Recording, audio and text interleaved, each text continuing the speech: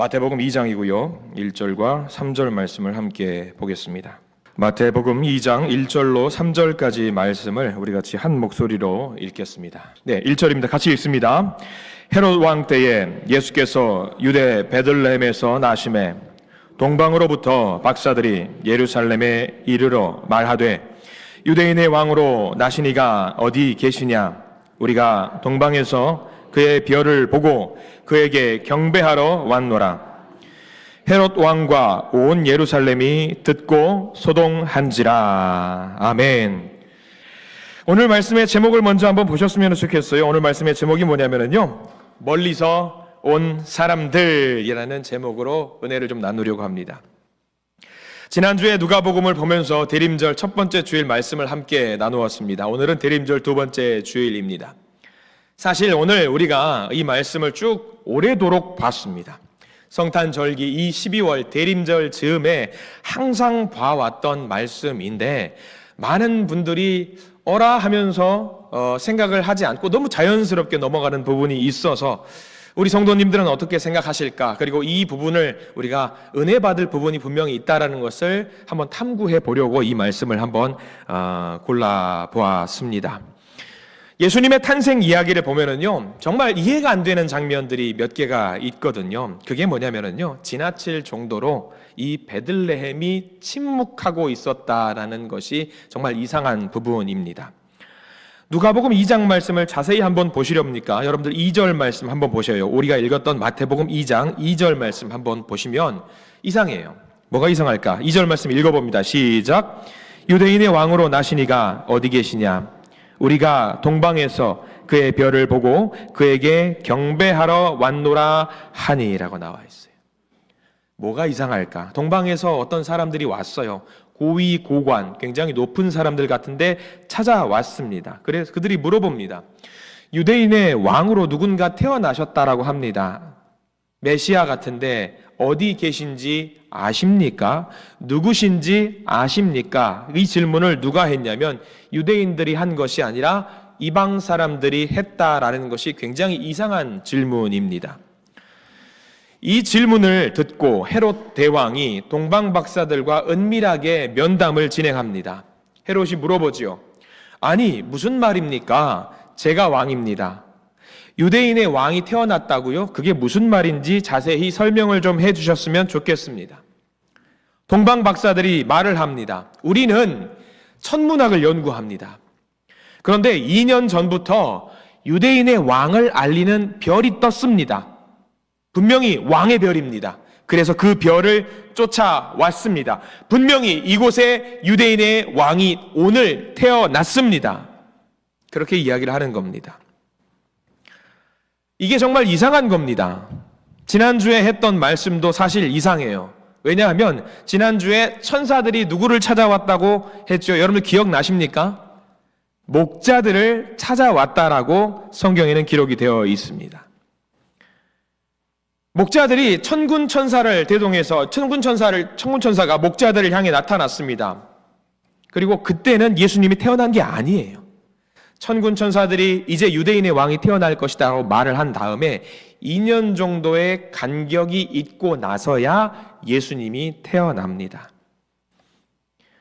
여기서 이상한 점, 정확한 시점을 특정하는 것이 아니라 동방 박사들이 별을 본 지 2년 정도 지났다고 하니 그 말을 근거해서 헤롯 대왕은 그래, 그러면 2년 정도의 간격에 있는 유대인의 왕으로 추정할 수 있는 아들을 모조리 죽여야겠다라고 생각을 해요.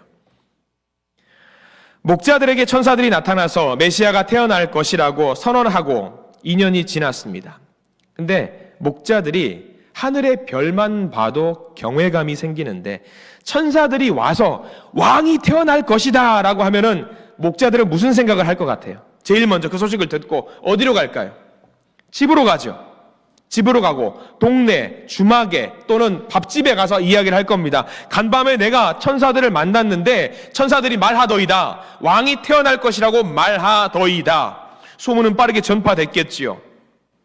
한바탕 소동이 일어났을 겁니다. 그러면 소식이 전파가 됐으면 여러분들이 베들레헴 백성이라고 생각을 해보세요. 그 소식을 듣고 뭘 하실 겁니까? 유대인의 왕이 이제 금방 태어나신대요. 그럼 뭐 하실 거예요? 몸과 마음을 정리정돈하고 유대인의 왕이 어디서 태어나는지 수소문을 해보면서 찾아보겠지요. 말씀을 보면서 연구를 하겠지요. 근데 그 2년의 기간 동안에 이스라엘 백성들은 뭐 했을까요? 성경에 나와 있습니까? 어디에도 나와 있지 않습니다. 2년 동안 분명히 소식을 들었어요. 예수님이 태어난다라는 소식을 들었습니다. 근데 유다 백성들은요, 너무나도 조용합니다. 아무 반응도 없어요. 그래서 동방박사가 찾아와서 헤롯 대왕한테 물어보는 거예요. 유대인의 왕으로 나신이가 있다고 들었습니다. 어디 계십니까? 오히려 궁금한 건 누가 궁금한 줄 아세요? 유대인들이 궁금한 게 아니라 누가 궁금하냐면 이방인들이 더 궁금해해요. 이스라엘 백성들은 오히려 그렇게 물어보는 거예요. 그게 무슨 말입니까?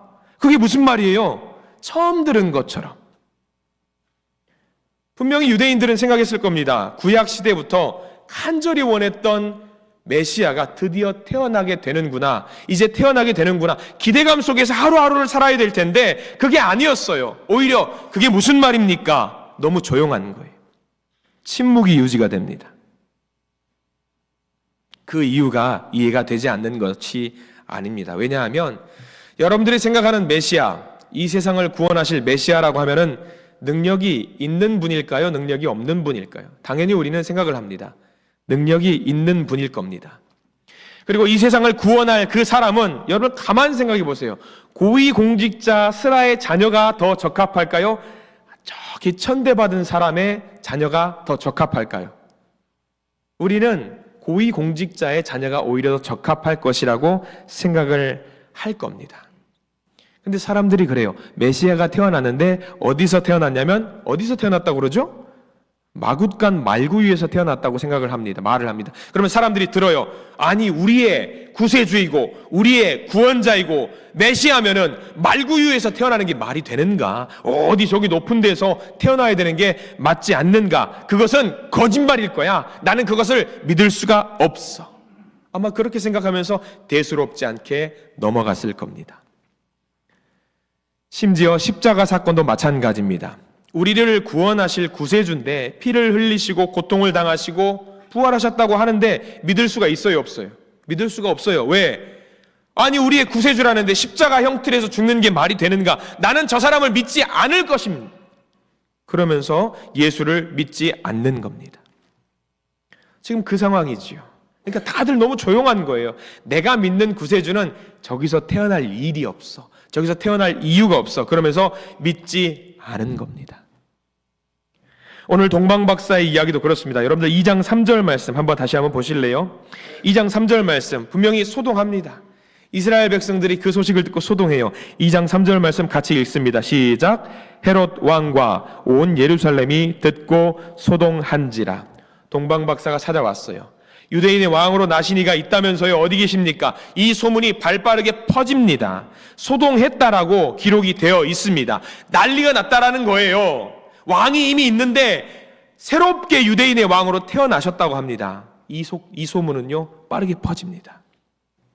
사람들이 너무 기다렸던 메시아, 학수고대했던 메시아, 성경 곳곳에서 메시아가 태어날 것이고 이방의 많은 사람들이 예물을 가지고 메시아를 만난다라는 이야기가 선포가 되어 있습니다. 성경에 기록이 되어 있어요. 그래서 동방박사들이 예물을 가지고 왔다라는 이야기가 정말 퍼지고 소동이 일어나는 거예요. 그런데 문제는 뭐냐면 이상한 점은 소동이 반짝하고 일어났는데 거기서 끝나요. 더 퍼지지 못해요. 분명히 동방박사가 찾아왔어요. 구약에 예언된 대로 동방박사들이 찾아왔어요. 이방 사람들이 예물을 가지고 찾아왔습니다. 그런데 반짝하고 끝나는 거예요. 들떠 있는 것도 아니고 앞으로 뭔가 변화가 된다거나 획기적으로 개혁이 이루어진다거나 하는 것이 아니에요. 예수를 찾는다거나 하는 것도 아니에요. 그냥 움직이지 않아요. 반짝하고 소동하고 끝나요. 이게 너무 이상한 겁니다. 우리나라에서 여러분들 제일 잘 나가는 보이밴드가 있다라고 한다면 어느 팀일 것 같아요? 여러분들 혹시 아세요? 어른들도 이쯤은 알아야 됩니다. 우리나라에서 제일 유명한 보이밴드가 뭘까요? BTS라고 합니다. BTS가 뭔지 모르시는 분들 공부하셔야 됩니다. 자녀 손들하고 대화가 하시려면은 BTS 공부하셔야 됩니다. 근데 여러분 상상을 해보세요. BTS가 여기 울산 한신교회에서 공연을 한다고 생각을 해보십시오. 상상만 해보자고요.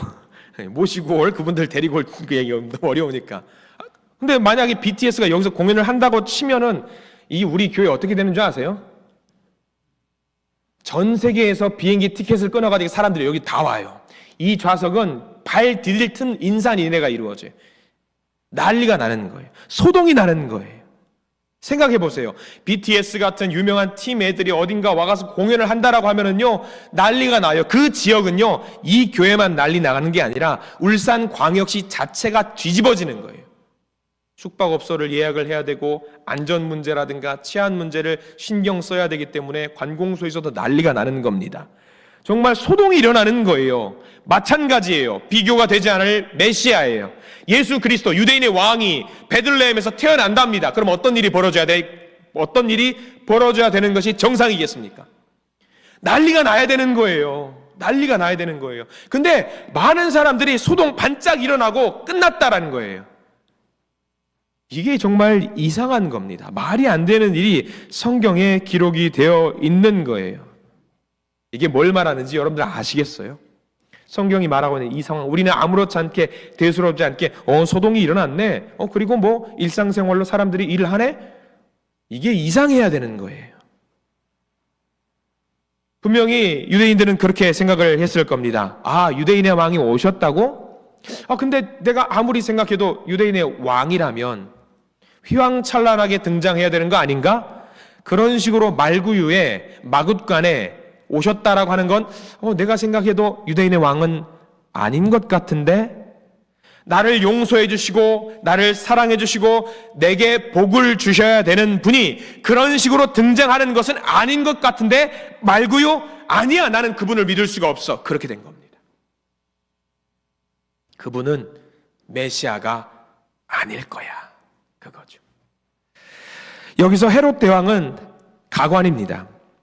동방의 박사들이 유대인의 왕으로 오신 이가 어디 계시냐는 물음에 대해서 헤롯 대왕이 말을 하는데, 4절 말씀 한번 보시렵니까? 여러분들 4절 말씀에 이렇게 기록이 되어 있어요. 4절 말씀 같이 읽습니다. 시작. 왕이 모든 대제사장과 백성의 서기관들을 모아 그리스도가 어디서 나겠느냐 물으니 라고 나와 있어요. 자, 여기 보면은요, 4절을 성경에는 굉장히 문학적으로 예쁘게 해석을 했는데, 헬라어 원문을 보면은요, 한 번 물어보고 끝냈던 것이 아니라 계속 반복해서 물어봤다라는 내용으로 나옵니다. 대제사장과 서기관들, 성경을 연구하는 사람들을 다 모아놓고 물어보고 답하고 물어보고 답하는 거죠. 물어보는 거예요. 헤롯 대왕이, 아니 베들레헴에서 태어난다며, 지금 여기서 태어나는 거 맞아? 맞는 것 같습니다. 아, 그래? 아닌 것 같은데? 예언서에서 말하는 것이 지금이야? 지금 맞는 것 같습니다. 아닌 것 같아. 다시 한번 잘 확인해봐. 나 그거 인정할 수 없거든? 왜 인정할 수 없을까요? 자기가 왕이니까.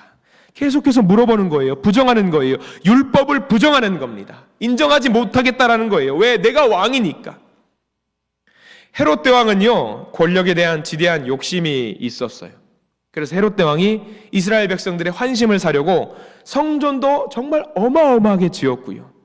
심지어 주전 25년에 이 베들레헴에 대흉년이 들어요. 이때에 이 헤롯 대왕이 잘한 게 있어요. 왕궁에 있는 금 접시들을 다 내어놓아요. 그러니까 돈을 만들어서 이스라엘 백성들을 구제하기 위해서 그 금 접시들을 사용하고는 합니다. 잘했어요. 사람들의 환심을 샀습니다. 근데 이 다음 모습이 헤롯 대왕이 조금 광적으로 행동하는 모습들이 있어요. 자기가 왕이 되는 순간 자기를 견제하는 모든 사람들을 다 숙청합니다. 심지어 어떤 사람도 죽이냐면 자기 아내도 죽여요. 장모도 죽여요. 아들도 죽여요. 손자도 죽여요. 무엇을 위해서? 왕권을 위해서 다 죽여요. 제정신이 아닌 사람이죠. 권력을 얻기 위해서 뭐든지 합니다.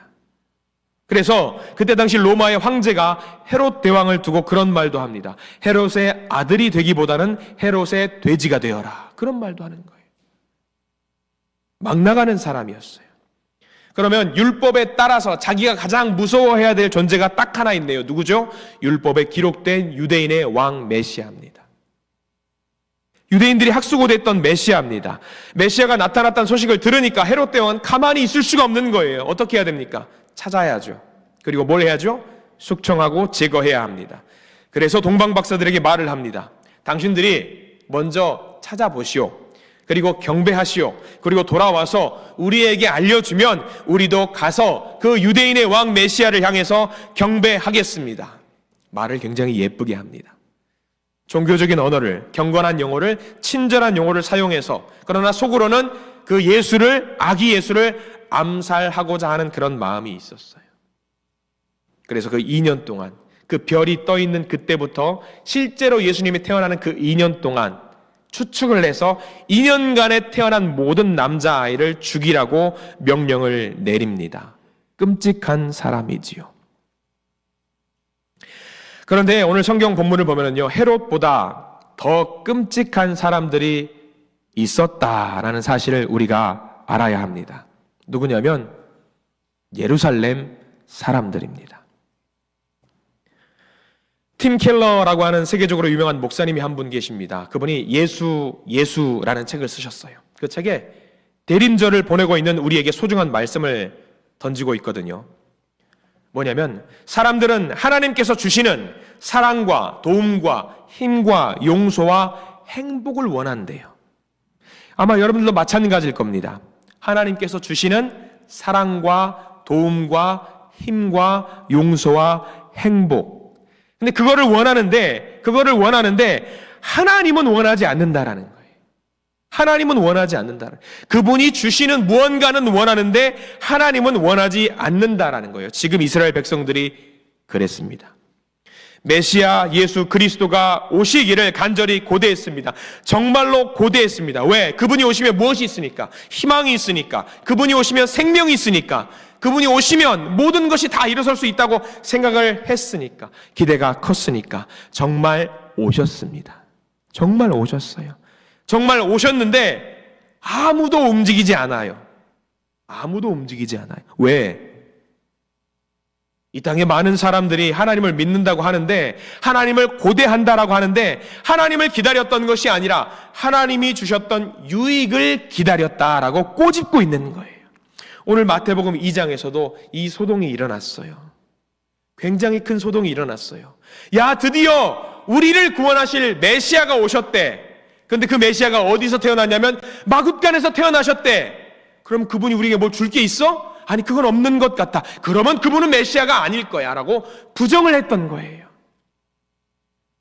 말씀을 준비하면서 이 찬양이 떠오르더라고요. 나 주님의 기쁨 되기 원하네 라는 찬양이 있어요. 아마 이 찬양 알 거예요. 한번 간단하게 불러볼까요? 나 주님의 기쁨 되기 원하네. 내 마음을 새롭게 하소서. 새 부대가 되게 하여 주사. 주님의 빛 비추게 하소서. 내가 원하는 한 가지, 주님의 기쁨이 되는 것. 내가 원하는 한 가지, 주님의 기쁨이 되는 것. 아멘. 저 가사를 잘 보셔요. 나 주님의 기쁨 되기 원하네. 내 마음을 새롭게 하소서. 새 부대가 되게 하여 주사. 주님의 빛 비추게 하소서. 내가 원하는 한 가지 주님의 기쁨이 되는 것. 내가 원하는 한 가지 주님의 기쁨이 되는 것. 여러분 아멘이십니까? 아멘으로 우리가 화답해야 됩니다. 우리가 원하는 것, 하나님으로부터 주어지는 것이 아니라 그저 내가 주님의 기쁨이 되기를 원해야 되는데, 그렇지 않고 주님께서 내게 기쁨이 되었으면 좋겠습니다. 이래야 되는데 주님이 주시는 것이 내게 기쁨이 되면 이거 안 되는 거 아닐까요? 많은 사람들이 그것을 원했어요. 하나님이 기쁨이 돼야 되는데, 예수 그리스도가 기쁨이 돼야 되는데 그게 아니었어요. 주님 말고, 예수 그리스도 말고, 메시아 말고 그분이 주시는 것이 기쁨이 되어야 합니다라고 했다라는 거예요. 지금 우리도 그래요. 여러분 신앙생활 한번 곰곰이 되뇌어 보세요. 하나님이 기쁨이 되어야 됩니다. 주님이 기쁨이 되어야 됩니다. 근데 그게 아니에요. 기도할 때 주님 이거 주세요. 이걸 주셔야지 제가 기쁩니다. 여러분 이렇게 기도하신 분들 많이 안 계십니까? 이스라엘 백성들이 그랬대요. 이스라엘 백성들이 그랬대요. 그래서 이스라엘 백성들이 메시아가 태어났음에도 불구하고 조용히 침묵하고 있었던 이유가 바로 거기 있어요. 내가 원하는 것을 주시는 분이 아니구나. 그래서 침묵할 수밖에 없었던 겁니다. 모두가 하나님을 사랑한다고 말을 합니다. 우리들도 하나님을 사랑한다고 고백합니다. 그럼에도 불구하고 내가 주님의 기쁨이 되어야 되는데 나를 주님으로 드리는 사람들이 전혀 없습니다. 자, 여기까지 서론이 굉장히 길었어요. 헤롯 대왕과 베들레헴 사람들의 이 침묵의 이야기를 가지고 온 이야기는 사실 오늘 말씀 제목처럼 멀리서 왔던 사람들에 대한 이야기를 하려고 이렇게 서론이 길었어요. 멀리서 왔던 사람들이 누구냐? 동방박사들입니다. 동방에서 왔다라고 하니까 무슨 베들레헴 동쪽에 있는 옆마을에서 왔냐? 그거 아닙니다. 성경은 명확하게 이야기를 하고 있어요. 이 동방박사들은 유대인들이 아니라 누구라고 이야기하고 있냐면 이방인들이라고 말을 하고 있습니다. 추측컨대 바벨론에서 온 학자들 또는 부족장들 또는 지역 왕들이라고 말들을 많이 합니다.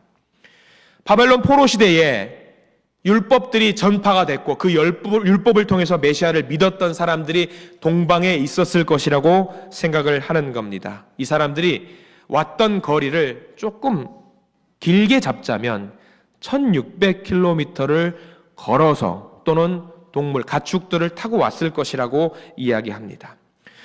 1600km 얼마나 거리가 될까요? 서울역에서 울산역까지 365km라고 합니다. 이 길을 언제 왔냐면 별을 보고 왔기 때문에 낮에는 이동하지 않아요. 밤에만 이동합니다. 밤에만 이동을 하고 왔다. 추위와 싸웠을 것이고요. 강도들과 싸웠을 것이고요. 맹수들과 싸웠을 것입니다. 왜 왔을까요? 저 별은 이 땅을 구원하기 위해서 오신 메시아의 별이다. 이 땅을 구원하기 위해서 온 메시아이기 때문에 우리가 반드시 저분께 가서 경배하고 예배를 드려야 된다라고 하는 열정이 있었어요. 그들이 누구다? 이방인들이다. 유대인들이 아니다. 선택받은 민족, 이스라엘 민족이 아니라 이방 민족 사람들이 열정을 갖고 그분께 예배를 드리기 위해 목숨을 걸고 왔다라는 거죠. 무엇과 대조되는지 아십니까? 베들레헴에 있던 수많은 택함받은 백성들과 대조가 되는 거예요. 베들레헴 사람들, 이스라엘 백성들, 아니 실제로 우리 앞집에서 옆집에서 베들레헴에서 메시아가 태어났다라고 하는데 누구 하나 아기 예수께 경배하러 온 사람이 한 명도 없어요. 근데 멀리서, 저 멀리서 목숨 걸고 열정 가지고 예수 그리스도를 찾아온 사람들이 있었다라는 겁니다. 베들레헴 이스라엘 사람들은 무언가 얻을 게 있나 하고 쭈뼛쭈뼛 한번 소동이 일어났어요. 야, 내가 뭐 얻어먹을 거 있을까? 저기가 뭐 얻어먹을 거 있을까? 아이, 얻어먹을 거 없네. 아유, 나는 관심 없어. 근데 그게 아니에요. 하나도 얻을 게 없는 이방 사람들이 와서 경배하고 예배 드렸다라고 하는 것이 너무나도 소중한 말씀이고 그 말씀이 오늘 마태복음 2장에는 숨겨 있는 거예요. 저는 우리가 이 말씀을 통해서 깨달아야 될 것이 하나 있다라고 믿습니다. 뭐냐면 주님, 우리가 이 대림절을 보내고 있는 이 시기에 소동으로 끝나지 않게 해 주시옵소서. 이 기도를 해야 돼요. 노래도 나오고 흥겨우니까 두근거리지요. 두근거리는 것에서 끝나지 않게 해주세요 라고 여러분들 기도하셔야 됩니다. 열정과 열심을 가지고 하나님께 이방 사람 동방 박사들처럼 예배드리는 마음으로 주님을 찾아갈 수 있게 해달라고 기도하셔야 됩니다. 이게 오늘 말씀이 우리에게 주시는 핵심입니다. 한 가지만 더 보이려고 합니다. 마태복음 2장 말씀 우리가 짧게 봤지만 마태복음 2장 전체를 두고 보면은요, 하나님의 자녀들이, 이스라엘 백성들이 결국 누구를 죽이는지 아세요? 예수 그리스도를 죽입니다. 근데 반대로 택함받은 백성이 아닌 이방 사람들이 어떻게 하는 줄 아세요? 그 이방 사람들이 예수님을 영접합니다. 이스라엘 백성들이 예수님을 좋아하고 영접해야 되는 게 정상 아니겠습니까? 하나님의 백성이니까요. 근데 그게 아니에요. 반대입니다. 예수님께서 예루살렘 성에 들어가실 때 환영한 사람들이 누군지 아세요? 이스라엘 백성들이에요. 유다 백성들이에요. 아, 주님 오십니까? 호산나 다윗의 자손 어서 오십시오라고 환영했습니다. 춤추면서 환영했습니다. 근데 몇 달도 아니에요. 몇 년도 아니에요. 며칠이 지나지 않아서 그 찬양의 소리가 무슨 소리로 바뀌는 줄 아십니까? 저 예수를 십자가에 못 박아라. 저 예수를 십자가에 못 박아라. 그랬어요. 반대로 택함받지 않았던 이방인들은 어떻게 반응한 줄 아세요? 오히려 하나님을 사랑합니다. 오히려 하나님을 사랑하는 두 명을 소개해 보려고 합니다. 이방인들이에요. 마태복음 27장 말씀 보면은요, 성경을 안 찾으셔도 됩니다. 여러분들이 아시는 이야기입니다. 예수님께서 십자가에 매달려 죽으실 때에 대제사장들과 이스라엘 사람들은 껄껄 웃으면서 예수님을 조롱해요. 조롱하는 순간에 유달리 한 명이 드러나는 도드라진 사람이 한 명 있는데 누구냐면 이방 나라 군인 로마의 백부장이 말을 합니다. 뭐라고 말을 하냐? 십자가의 사건을 보고 경배하듯이 그 백부장이 고백을 합니다. 뭐라고 고백하냐? 이분이야말로 진실로 하나님의 아들이었다라고 고백을 합니다. 이방 사람이 믿게 됐던 거예요. 메시아를 믿게 됐는 겁니다. 당신이야말로 참된 하나님의 아들입니다. 그렇게 고백을 했던 겁니다. 유대인과 이방인의 대조점이에요. 그리고 이방인이 또 등장하지요. 27장에 나타난 방금 로마군이 백부장 말고 8장에도 백부장이 한 사람 등장합니다. 그 백부장이 말을 합니다. 예수님, 내 하인이 병들어 죽게 되었나이다. 내 하인을 낫게 해주시옵소서. 예수님이 말씀하시죠. 내가 너와 함께 가겠다. 따라 나서지요.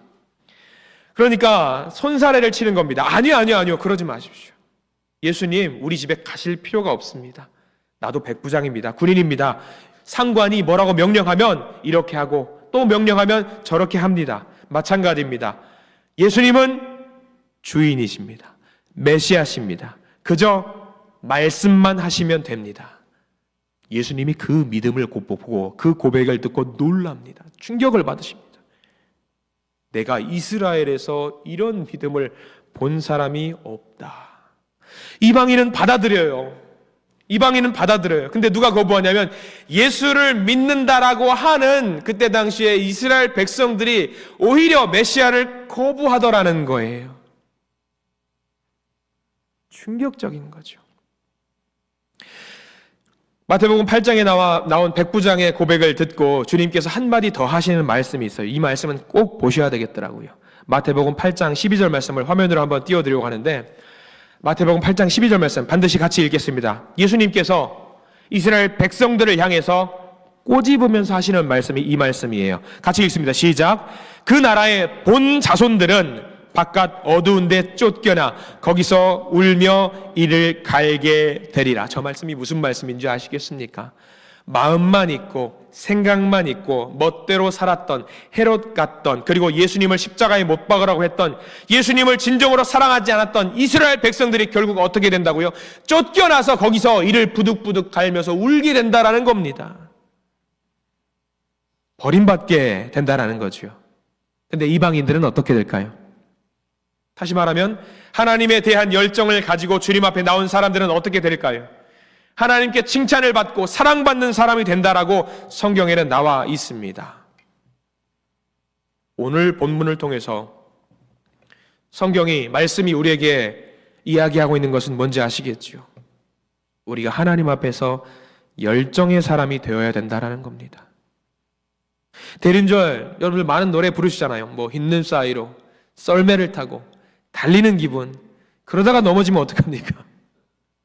그게 아니라 가슴에 콩닥거리는 그 두근거리는 거 말고 내가 진짜로 예수님을 정말 사랑하고 예수님의 오심에 대해서 정말로 기뻐하고 예수님을 오실 것에 대한 내 마음속에 오실 것이라는 그 기대감에 사는 열정이 있는 그리스도인, 저와 여러분들이 그런 그리스도인들이 되시기를 간절히 축원합니다. 하나님께서 이런 동방박사를 보셨을 때에 그 마음이 어떠셨을까? 여러분들 어땠을 것 같아요? 하나님을 위해서 동방박사들이 먼 곳에서 목숨을 걸고 뚫고 왔어요. 열정 갖고 왔어요. 하나님이 그 모습을 보고 어떠셨을까? 그 말씀이 나와요. 하나님의 마음이 나와요. 하나님이 어떤 마음이었을까? 여러분들 마태복음 2장 1절, 우리가 읽었던 본문 1절 말씀 한번 보실래요? 성경책을 보시고 한번 보시기 바랍니다. 자, 화면에 나온 거는 달라요, 여러분들. 저 1절 말씀 화면에 나온 것은 조금 읽을 건데 성경책을 반드시 보셔야 돼요. 저 말씀과 다릅니다. 자, 성경책 마태복음 2장 1절 읽습니다. 시작. 헤롯 왕 때에 예수께서 유다 베들레헴에서 나심에 동방으로부터 박사들이 예루살렘에 이르러 말하되. 자, 저 본문은요, 우리 성경이에요.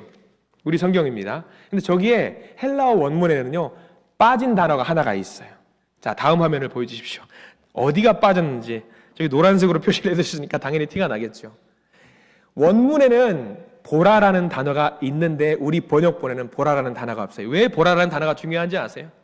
성경에는 감탄사가 없어요. 아이고 놀랬다. 느낌표도 없어요. 그렇기 때문에 단어가 굉장히 중요해요. 우리 성경에 여러분들 필기고 있으면 거기다 화살표 표시해 놓고 보라라는 단어를 반드시 적어 놓으세요. 보라. 보라, 저거 뭔지 아세요? 야, 이것 좀 봐라. 야, 얘네들 좀 봐라. 얘네들이 얼마나 대단한지 좀 봐라. 똑똑히 봐라. 주위에서 봐라. 누구의 마음이에요? 하나님의 마음입니다. 하나님의 마음. 그냥 동방박사가 온 게 아니에요. 동방박사가 왔는데 하나님 보면서 너무 놀라가지고, 야, 얘네들 좀 봐라. 야, 얘네들 정말 대단한 일을 한다. 열정 갖고 있다. 대단한 열정이 있다. 하나님 나를 정말 사랑하는구나. 보라 라는 단어가 들어있는 거예요. 저게 하나님의 마음이에요. 동방박사, 이방인들의 마음을 보면서 하나님이 너무 기뻐하시는 거예요. 근데 이스라엘 백성들을 보고 저 보라라는 단어가 있어요, 없어요? 없어요. 이스라엘 백성들은 그런 게 없어요. 저렇게 멀리 와서 하나님께 예배를 드려요. 강도의 위협도 뚫고 와요. 힘든 사연도 뚫고 와요. 하나님께서 좋은 것을, 예물을 드리기 위해서 열망 가운데 왔던 사람에게 하나님이 은혜를 베푸십니다. 보라. 마태복음 2장 10절 말씀 넘어가 볼까요? 10절 말씀에는요, 하나님께서 그 동방박사들을 보면서 너무 행복하신 모습이 10절 말씀에는 기록이 나와 있어요. 그냥 기뻐했다라는 표시가 아닙니다. 자, 10절 말씀 물질을 그어가면서 같이 읽어볼까요? 10절 시작. 그들이 별을 보고 매우 크게 기뻐하고 기뻐하더라. 열정을 갖고 경배하기 위해서, 예배를 드리기 위해서 먼 곳에서 목숨 걸고 왔던 사람들에게 하나님이 주셨던 선물이 있습니다. 뭔지 아시겠습니까? 잘 보세요. 매우 크게 기뻐하고 기뻐하더라. 그냥 기뻐했더라 말 한마디만 나와도 돼요. 무려 4번이나 반복합니다. 매우 크게 기뻐하고 기뻐하더라. 이 기쁨은 세상이 줄 수 있는 기쁨이 아닙니다. 하나님만이 주실 수 있는 기쁨입니다. 하늘의 기쁨이죠. 아주 강조하는 겁니다. 힘든 길을 뚫고 왔지만 그들이 얻을 수 있었던 것은 하늘의 기쁨을 얻을 수 있었다라는 말입니다. 오늘 이 말씀처럼 여기 계신 우리 모두에게 하늘의 기쁨이 넘치기를 예수 그리스도 이름으로 간절히 축원합니다. 또 하나가 더 있습니다. 12절 말씀도 보실래요? 마태복음 2장 12절 말씀 같이 읽겠습니다. 시작. 그들은 꿈에 헤롯에게로 돌아가지 말라 지시하심을 받아 다른 길로 고국에 돌아가니라. 이 말씀 우리가 굉장히 무미건조하게 읽죠. 무미건조하게 읽을 말씀이 아니에요. 다시 한번 잘 보셔요. 그들은 꿈에 헤롯에게로 돌아가지 말라 지시하심을 받아 다른 길로 고국에 돌아가니라. 하나님이 그들의 꿈에 나타나셔서 그들을 직접 이렇게 하라라고 인도해 주셨다라는 겁니다. 직접이요, 직접. 이렇게 가면 안 된다라고 하나님께서 그들의 삶을 인도해 주셨다라는 이야기예요. 우리 인생 속에서 늘 기도하잖아요. 하나님, 내가 어떻게 살면 좋겠습니까? 이렇게 가면 좋을 것 같은데, 저렇게 가면 좋을 것 같은데, 어떻게 하면 좋겠습니까? 근데 동방박사들에게는 직접 나타나셔서, 야, 이렇게 가야 돼? 알려주셨다라는 이야기입니다. 하나님께서 하나님을 경배하고 열정을 가지고 하나님께 달려드는 열망을 가지고 하나님 만나기를 소망하는 그 백성들에게는 하나님께서 직접 인도하시고 지도하시고 도우신다라는 사실을 믿으시기 바랍니다. 동방박사들은요, 움직이지 않고 반짝 소동냈던 이스라엘 백성들과 완전히 달라요. 하나님께서는 저 멀리에서 와서 어려움을 무릅쓰고 주변을 뚫고 와서 주님께 예배를 드리고 찬양을 했던 자에게 하늘의 기쁨을 주시고 어떤 어려움을 만나도 이길 수 있는 힘과 용기를 주신다라고 오늘 말씀은 우리에게 일러주고 있습니다. 대림절, 이 동방박사들이 누렸던 것처럼, 로마 백부장들이 누렸던 것처럼 하나님께서 인도하시는 놀라운 복을 누리기를 간절히 소망합니다. 적극적으로 예배를 드리고 더 사랑하고 적극적으로 주님을 찬양하시는 모든 성도님들이 되시기를 간절히 축원합니다. 그렇게 찬양을 하고 주님 만나면 주님이 우리에게 무엇을 주신다고요? 기쁨을 주신대요. 그리고 우리 삶을 완전히 바꿀 수 있도록 인도하신답니다. 이 대림절의 때 이렇게 예배를 드리지 않는 마태복음에서 말하고 있는 세상, 그 세상 속에서 살아가지 마시고 허락하신 기쁨과 허락하신 인도하심을 받는 동방박사들과 같은 멋진 삶을 누리시기를 소망합니다. 언제나 주님 안에서 열정적으로, 정말 열정적으로 주님을 사랑함으로 말미암아 하늘의 복을 받아 누리시는 믿음의 성도님들 되시기를 예수 그리스도 이름으로 축원합니다. 기도하겠습니다.